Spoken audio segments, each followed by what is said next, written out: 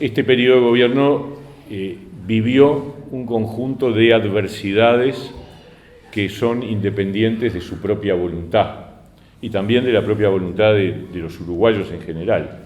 Nosotros arrancamos el gobierno y a los 13 días, emergencia sanitaria, pandemia, hacía un siglo que la humanidad no vivía una circunstancia de esas características, que impactó además particularmente de manera muy fuerte en el mundo del trabajo, porque frenó buena parte de las actividades. Luego, cuando nos íbamos recuperando ya de la pandemia, creo además que durante la pandemia hemos jugado un papel muy importante en el sostén del empleo. Hubo una decisión muy clara de priorizar la continuidad del empleo y para eso usamos al máximo todas las variantes de los seguros de paro, de los subsidios, de las prórrogas, de los subsidios por enfermedad, justamente para sostener el empleo. Cuando estábamos recuperándonos de la pandemia apareció el impacto de algo que hacía también mucho tiempo que no existía, que era una guerra, una invasión, en el caso concreto de Rusia a Ucrania, en el centro de Europa, que tuvo un impacto, digamos, inflacionario muy, muy relevante.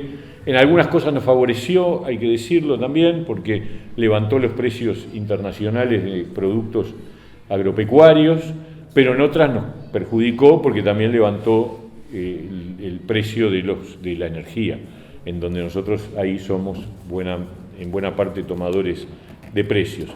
Pero después estamos saliendo recién de la sequía más grande en muchas décadas, probablemente, no sé si en un siglo, pero más de 70 años seguro. Y finalmente el impacto de Argentina sobre la economía uruguaya, que también es todas cosas independientes de nuestra voluntad. Entonces, ¿qué ha pasado en este contexto en materia de empleo, en materia de salarios, en materia de protección social y después unas palabras sobre seguridad social? Lo primero que hay que decir es que en empleo entre el 2017 y el 2019 se habían perdido 50.000 puestos de trabajo. Cuando uno mira los números, eso es así. Son los números que muestra el Instituto Nacional de Estadística. Desde el 2016 empieza un proceso de deterioro gradual del empleo que se traduce en una caída de sus principales indicadores y en una caída de la cantidad de puestos de trabajo, unos 50.000. Cuando viene la pandemia, en el 2020, se agregan 60.000 puestos más de caída. O sea, cuando uno miraba la cantidad de personas ocupadas en el 2020, eran 60.000 menos que en el 2019. A su vez, en 2019 eran 50.000 menos que en 2016.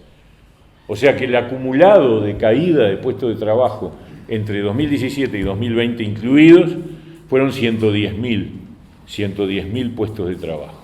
¿Cuál es la realidad hoy? ¿Qué pasó a partir del 21, 22 y lo que va del 23? Tenemos más de 120.000 puestos de trabajo generados. Es decir, recuperamos los 50 del periodo prepandemia, los 60.000 del año principal de la pandemia y además un poco más. O sea, la tasa de empleo en el Uruguay de hoy es equivalente a la del 2016. Esto implica que hemos tenido una recuperación muy importante. Pero también lo que ha crecido es la tasa de actividad. ¿Qué significa? ¿Qué es la tasa de actividad? Es la cantidad de personas que están en el mercado de trabajo, trabajando o buscando trabajo, pero que declaran cuando le preguntan, ¿usted trabaja o usted está buscando trabajo? Esos son los activos. Y los activos hoy, con el dato último de octubre del mes pasado, están en los niveles del 2015, que fue el punto, o sea, el punto final del pico más alto de empleo que tuvimos entre el 2013 y el 2015. O sea que estamos volviendo a un nivel que realmente es muy, muy valioso. Entonces, la tasa de empleo es la más alta desde el año 2016, la tasa de actividad es la más alta desde el año 2015. Y en materia de desempleo, el promedio de lo que va del año 2023 es 8.2%, que es más bajo que el promedio del desempleo del 2019, el año previo a la pandemia, que era 8.9%, y más bajo también que el dato del desempleo de febrero del 20, que alcanzó al 10,5%. O sea, estamos en todos los indicadores de empleo, estamos en situación mejor a cuando nos tocó asumir esta responsabilidad hace 3 años y medio, casi 4. Es decir, tanto en cantidad de trabajadores como en cantidad de personas activas, en cantidad de puestos de trabajo, como menos desempleo que antes de la pandemia. Esto es importante decirlo. Algunos enseguida dicen, bueno, pero el problema no es la cantidad de empleo, sino que está precarizado el empleo. Y entonces yo ahí contesto también, porque no es verdad. ¿Qué significa precarizar el empleo? Bueno, yo creo que hay 2 indicadores claves para hablar de precarización del empleo. Uno es el subempleo. O sea, ¿cuántos uruguayos declaran que trabajan menos horas de las que querrían? O sea, si a la persona le pregunta, ¿usted querría trabajar más horas de las que está trabajando? Y bueno, hay alrededor de un 9% que dice que sí, que en realidad trabaja menos de lo que necesitaría o de lo que querría. Esa es la cifra estable de los últimos años. No es más alta que la que teníamos antes de la pandemia. Estamos en el entorno del 9%. Y la otra es algo que recién yo respondía. La otra es la informalidad. Es decir, ¿cuánta gente está trabajando en negro? Y en negro está trabajando alrededor entre el 21 y el 22% en estos últimos tiempos, contra el 25% en el periodo anterior a la pandemia. Por lo tanto, yo diría, no es correcto decir que hay más trabajo pero es más precario. No, hay más trabajo y también es menos precario, o por lo menos es igual de precario porcentualmente que el que había antes. Por otra parte, el otro indicador clave de empleo es el seguro de paro, que no, a diferencia de la encuesta de hogares mide todo el mercado laboral. El seguro de paro es una mirada más parcial porque abarca solo a los trabajadores dependientes formales privados. O sea, es un recorte del total de los trabajadores. Son solo los formales, solo del sector privado y solo los dependientes. No están incluidos los trabajadores por cuenta propia. ¿Cuáles son los datos del seguro de paro? Nosotros venimos desde el principio de este año fluctuando entre 40 y 44.000. El último dato concretamente es de 41.000. 40, a veces llegó a 44, a veces bajó a 40, pero está estable en esa franja de 40 a 44.000. En términos comparados, ese número es más bajo que el que teníamos antes de la pandemia, que oscilaba entre 46 y 47.000.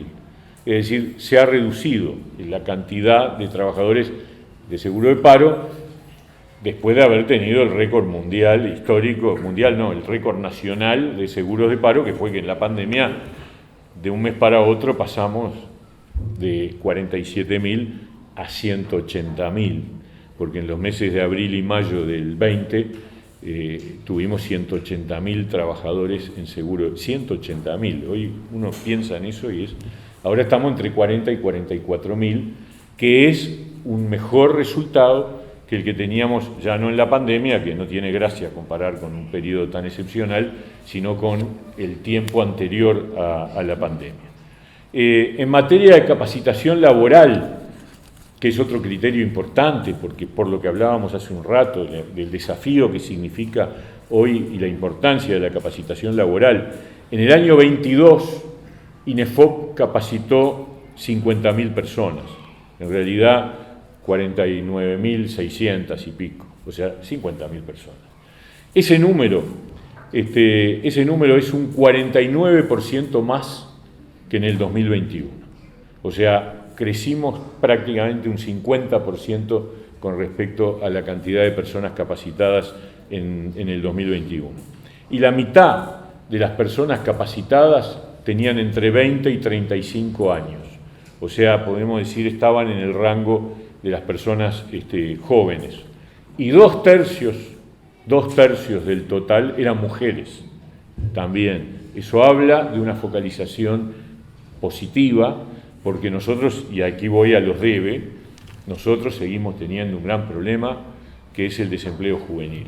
Es un problema estructural que el Uruguay tiene hace décadas, lamentablemente. Yo me acuerdo que la primera ley de empleo juvenil, y ya vamos por la tercera, fue de los años 90. Y ya en aquella época el problema del empleo juvenil estaba planteado. Y nosotros hoy seguimos teniendo una tasa de desempleo entre los gurises entre 18 y 24 años, que es el triple de la tasa de desempleo a nivel nacional. Hoy, decía, estamos en el orden del 8, la tasa de desempleo entre los gurises es 24, 25, o sea, es el triple. Y eso es motivo, obviamente, de preocupación de todos los gobiernos, porque acá todos los gobiernos que hemos pasado hemos tenido este problema y no lo hemos podido solucionar o revertir. Seguramente hay un tema estructural que tiene que ver en parte con una poca adecuación entre los contenidos de la educación formal y los requerimientos del mercado de trabajo. Sin duda hay una distancia grande entre los contenidos de lo que se enseña en las aulas y lo que después se requiere en el mundo del trabajo. Y también hay prejuicios.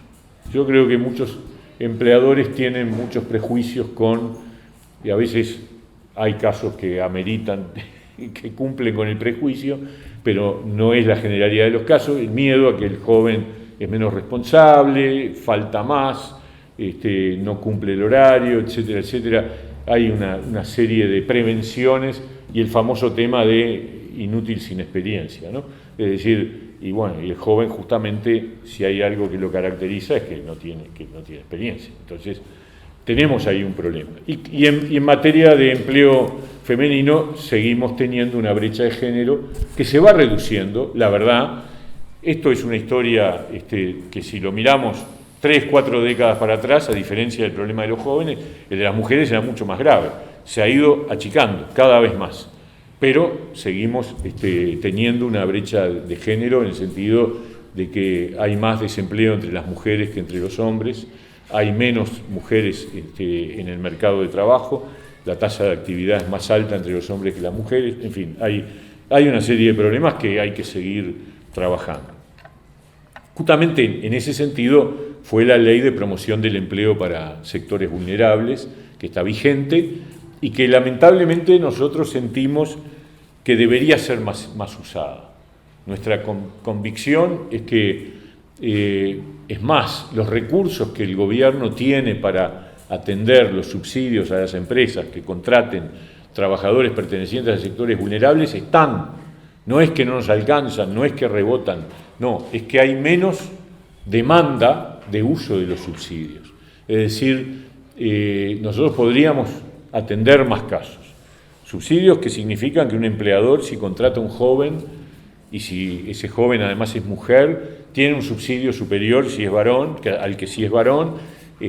Si contrata a una persona mayor de 45 años en situación de desempleo, porque se entiende que ahí hay un problema de reinserción laboral complicado, o si contrata a una persona con discapacidad. Esos son los 4 criterios. Jóvenes, personas mayores de 45, personas con discapacidad, y en todos los casos un subsidio mayor si es mujer a si es hombre. Y sin embargo no hemos movido mucho la aguja, esa es la verdad. Estamos más o menos en un nivel estancado el año pasado y probablemente este año estemos similar. O sea, las empresas no lo tienen en el radar, o le tienen miedo a la burocracia, o algunas tienen desconfianza de si eso no las pone en el radar de las inspecciones, no sé. Pero lo cierto es que no hemos logrado mover la aguja, a pesar de que, por ejemplo, para el caso de primera experiencia laboral, el subsidio es bastante mayor que el que había en otras leyes anteriores, porque si uno contrata a una persona entre 18 y 24 años por primera experiencia laboral. El primer año cobra un subsidio mensual que se descuenta de los aportes del BPS, pero si mantiene a ese joven en el empleo, se le exonera de aportes patronales hasta que cumpla 25 años. O sea, hay un subsidio continuo. Pero bueno, lo otro que estamos apostando es a incorporar en la promoción del empleo un programa que ha resultado ser muy positivo en el sector público, ahora se extiende al sector privado, que es Yo Estudio y Trabajo. Yo Estudio y Trabajo es un programa que combina la mantención del sistema educativo con un trabajo part-time durante un determinado tiempo, en donde se le subsidia al muchacho, mejor dicho, a la empresa, para contratar a un muchacho que sí tiene que mantenerse en el sistema educativo.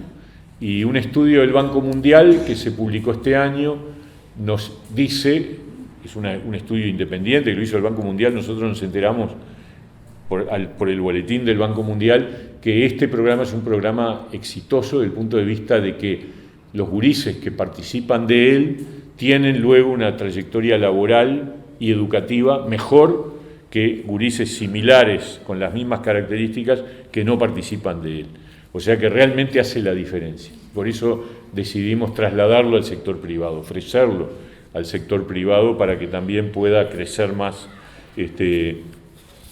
Después, en materia de salarios, nosotros estamos en un proceso de recuperación del salario real muy claro. Los datos a septiembre de este año muestran un incremento del salario real promedio del 4.8% con respecto al año anterior, y se ubica un 1% por encima del promedio del 19.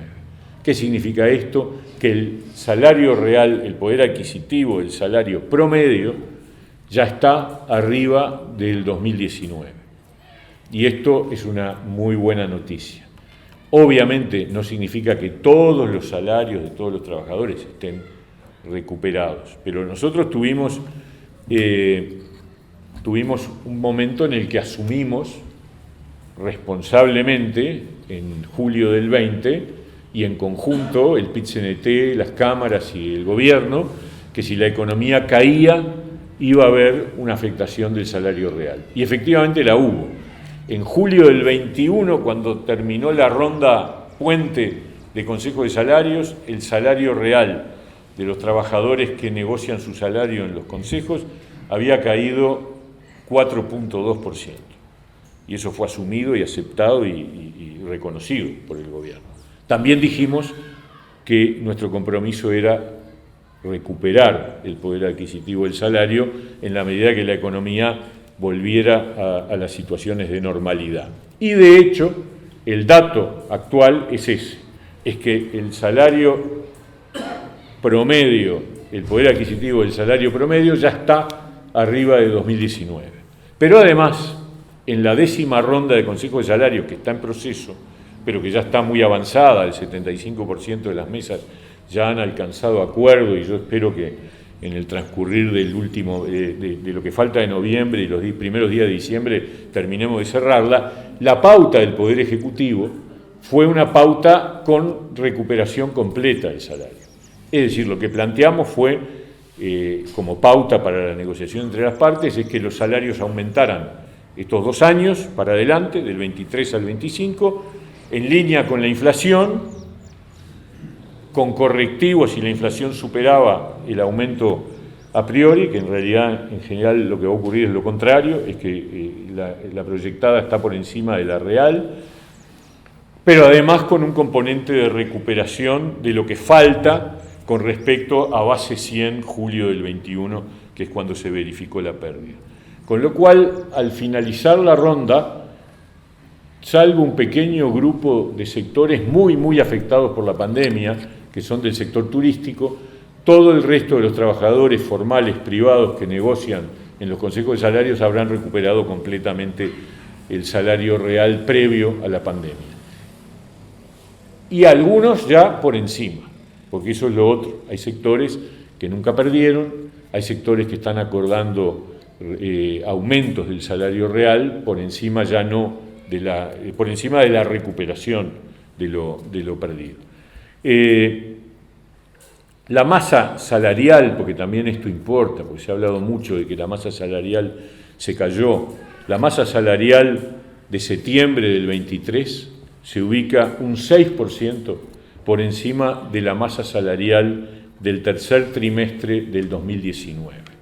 O sea, hemos también recuperado el peso de la masa salarial en el conjunto de la producción de la economía uruguaya. Y el salario mínimo nacional, porque se ha dicho tanto de la falta de sensibilidad del gobierno por parte de quienes no comparten la orientación del gobierno actual, el salario mínimo nacional nunca cayó, porque el gobierno lo ha aumentado. En enero del 21 se aumentó un punto por encima de la inflación. En enero del 22 se aumentó en línea con la inflación y en enero del 23 en línea con la inflación. Conclusión, el salario mínimo nacional, que es el que refiere a las personas de menores ingresos, nosotros dijimos, y que además orienta mucho el trabajo informal, nosotros decidimos que ahí no iba a haber caída, y no hubo caída, ni siquiera la que le pegó al resto de los trabajadores. Pero simplemente para agregar, porque a veces es bueno algunos términos, digamos, algunos datos comparados. Tomando como referencia el informe de la OIT del año 2022, en el año 2022, el año pasado, el salario mundial promedio cayó 0,9% en el mundo. Hubo una caída promedio, obviamente países que crecieron y países que cayeron, pero el promedio mundial fue una caída del 0,9%. En Uruguay aumentó un 1%, a contramano de la tendencia mundial. Pero además, si tomamos los países de la OCDE, o sea, los más desarrollados, 31 de los 32 países de OCDE durante el 2022 perdieron poder adquisitivo del salario, porque hubo un incremento de inflación muy fuerte en Estados Unidos, en Europa, en Alemania, en España. Yo me acuerdo, a fines del año pasado, España tenía una pérdida de salario real de 5 puntos. De 5 puntos, y estamos hablando de España, gobierno socialista, por las dudas. 5 puntos. Y en el primer trimestre del 23, el promedio de los países de la OCDE habían perdido 3,8% el poder adquisitivo del salario, y nosotros, mientras tanto, habíamos aumentado un 3%. Eso para ubicar también que esto no es que, ya que estamos, vamos con la corriente y el mundo está complicado, y a pesar de eso, el Uruguay ha recuperado el poder adquisitivo y nos permite decir hoy a todos que el gobierno ha cumplido su palabra, que era que nosotros asumíamos una caída del salario real como resultado de la situación de emergencia sanitaria, pero que nos comprometíamos a su recuperación. Y hoy podemos decir, señores, cumplimos, hemos recuperado el poder adquisitivo del salario. Y me atrevo a decir, es muy probable que terminemos este periodo de gobierno con crecimiento del salario real promedio. Protección social, ya lo dije, pero lo agrego ahora de vuelta. Aumentamos el número de inspecciones en las dos áreas de la inspección, tanto en condiciones de salud y seguridad en el trabajo, como en condiciones generales de trabajo, del año 20 con respecto al 19, del 21 con respecto al 20, y en el 22 mantuvimos el mismo nivel que en el 21. Y las inspecciones han abarcado en cada una de las dos áreas de la inspección más de 100.000 trabajadores que trabajan en empresas que fueron efectivamente inspeccionadas. Cada vez que surge una denuncia, vamos. Ustedes lo saben. Cualquiera que haya hecho una denuncia sabe que el Ministerio va inmediatamente. Voy a dar un ejemplo peculiar. Se nos denunció allá por abril, mayo, que había una empresa en Salto que estaba haciendo entrar trabajadores desde Argentina, desde Concordia, a trabajar en negro, o mejor, y por debajo del laudo, porque se imaginan que un sueldo en Uruguay para un argentino hoy es una fortuna. Y bueno, y nosotros mandamos la inspección y los inspectores, que hay que sacarse el sombrero, estuvieron investigando, cruzaron el puente, porque el procedimiento no era bastante sofisticado, no era que los traían, era que los pasaban de a pocos, y los encontramos y se sancionó. Y esos trabajadores fueron, obviamente, ya no pudieron pasar más, porque no es que no puedan trabajar argentinos en Uruguay, pero hay que hacerlo bajo las reglas y no incumpliendo las reglas. Ejemplos, son ejemplos. También hicimos un cambio en el procedimiento administrativo de la inspección. Por primera vez en 50 años no se había modificado, y son procedimientos larguísimos, eternos. Cualquiera que haya tenido algún caso de inspección y después de la inspección para convertirse en resultado final, años. Bueno, hicimos una transformación del procedimiento administrativo que en teoría, vamos a ver, pero el cálculo es que va a reducir a una tercera parte el tiempo que va a demorar un trámite en la Inspección General de Trabajo para darle justicia a la gente, porque en realidad esas demoras se vuelven en una situación de falta de justicia. Y finalmente decir que desde el 2014 al 2021 el Uruguay tiene una tendencia a la baja de la siniestralidad laboral. La cantidad de accidentes de trabajo ha ido disminuyendo paulatinamente, pero constantemente, en alrededor de un 30%. Y acá estoy tomando tendencias que vienen del gobierno anterior, no hay ningún problema, es decir, del 2014 al 2021 viene bajando permanentemente la siniestralidad laboral. Termino simplemente haciendo alguna referencia a algo que parece ineludible, que es la reforma de la seguridad social. Sin duda que es parte también de la rendición de cuentas, ocurrió este año. Todo el sistema político, todos sabíamos que había que hacer una reforma de la seguridad social.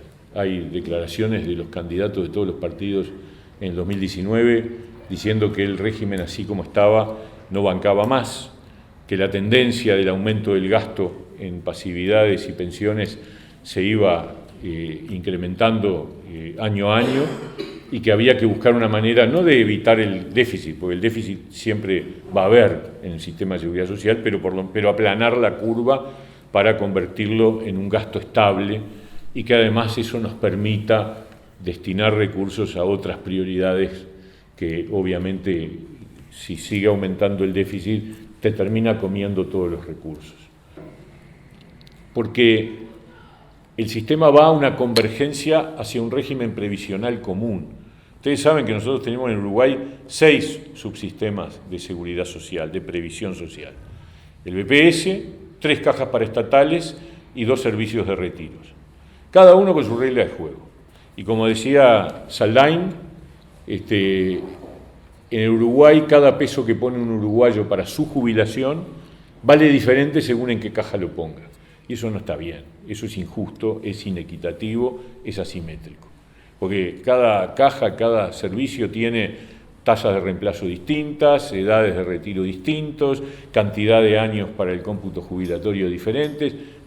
Eso todo, en este nuevo sistema que se aprobó, va a una convergencia, no de golpe, no de un día para el otro, pero va a una convergencia a 20 años para llegar a un sistema donde los parámetros jubilatorios sean no idénticos, porque hay siempre diferencias que hay que atender porque son reales, pero básicamente ir a un régimen previsional común. Y eso es de equidad, porque es dar una respuesta de equidad para todos los uruguayos. Y la tercera es que ustedes saben que hasta ahora, hasta agosto de este año, había jubilados que podían seguir trabajando y otros que no. Y a partir de agosto, todos los jubilados pueden mantener su jubilación y trabajar, y no en negro, como muchos lo han hecho históricamente, porque no se les permitía trabajar de manera formal. Ahora, básicamente, los de industria y comercio, del BPS, que si tenían 2 empleos en el BPS por industria y comercio, tenían que jubilarse por todo o seguir trabajando, pero no podían jubilarse por uno y seguir trabajando por el otro. Ahora lo pueden hacer ya desde agosto, lo pueden hacer, y también pueden hacer una jubilación parcial. En acuerdo con el empleador pueden bajar horas y cobrar la jubilación por las horas que se reducen y seguir trabajando por el resto del horario. Yo diría, es una reforma la más participativa de la historia del país. Tuvimos 2 años y medio con participación amplísima, primero en la comisión de expertos, donde había representantes de todos los partidos y además había representantes de los actores sociales, que recibieron más de 80 delegaciones de todo tipo, tamaño y color. Después hubo un anteproyecto de ley que se entregó a los partidos políticos y a los actores sociales. El presidente de la República fue a la sede del principal partido de oposición a entregarle el anteproyecto y a decirles que estábamos a las órdenes para incorporar modificaciones, y después tuvimos todavía el debate parlamentario donde se siguieron incorporando elementos. O sea que más participación, imposible. Y me parece que eso es muy importante. Y lo último, es un cambio gradual a la uruguaya. Esto no es un cambio de un día para el otro, no es un cambio que le cambia las reglas de juego a la persona que está cerca del retiro. Básicamente las reglas de juego cambian para los que hoy son menores de 50, y eso es bien típico de un cambio que el Uruguay está acostumbrado. Es decir, nosotros no estamos acostumbrados a cambios de esos que golpean de manera drástica, de golpe, y cambian las reglas. Entonces, digo, podría hablar mucho más, pero nada, hemos recuperado el empleo, hemos recuperado el poder adquisitivo, el salario, hemos cumplido con una promesa que era generar un régimen previsional sostenible y más justo, hemos mejorado las normas de negociación colectiva y hemos definido instrumentos para aumentar la protección de los trabajadores. Esto es un poco lo que queríamos transmitir, y por supuesto estamos a las órdenes de las preguntas, dudas, etc.